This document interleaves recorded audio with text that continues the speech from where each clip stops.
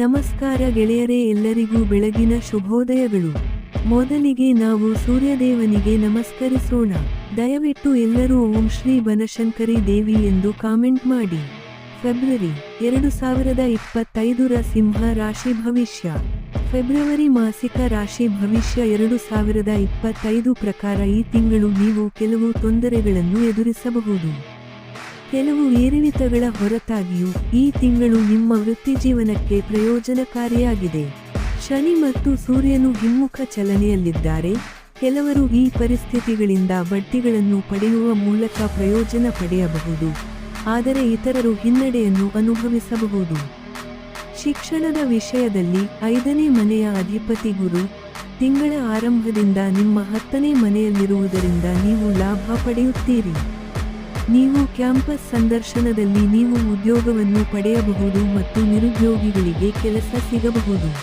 ಶಿಕ್ಷಣ ಕ್ಷೇತ್ರದಲ್ಲಿ ನೀವು ಪ್ರಯೋಜನ ಪಡೆಯುತ್ತೀರಿ. ಕುಟುಂಬಗಳಿಗೆ ಈ ತಿಂಗಳು ಉತ್ತಮ ತಿಂಗಳಾಗಿರುತ್ತದೆ.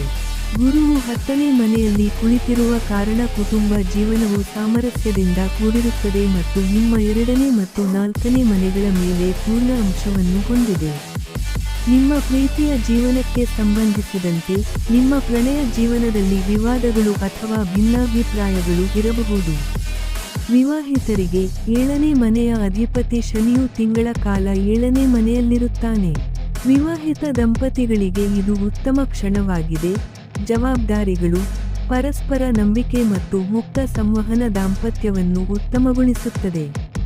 ಆದರೆ ತಿಂಗಳ 2ನೇ ಭಾಗದಲ್ಲಿ ಬುಧ ಮತ್ತು ಸೂರ್ಯ ಇಬ್ಬರೂ 7ನೇ ಮನೆಗೆ ಪ್ರವೇಶಿಸುತ್ತಾರೆ. ಇದು ನಿಮ್ಮ ಖರ್ಚುಗಳನ್ನು ಸ್ವಲ್ಪಮಟ್ಟಿಗೆ ಕಡಿಮೆ ಮಾಡಲು ಸಹಾಯ ಮಾಡುತ್ತದೆ. ಈ ತಿಂಗಳು ನಿಮ್ಮ ಆರೋಗ್ಯದ ವಿಷಯದಲ್ಲಿ ತೊಂದರೆಗಳನ್ನು ಉಂಟುಮಾಡಬಹುದು.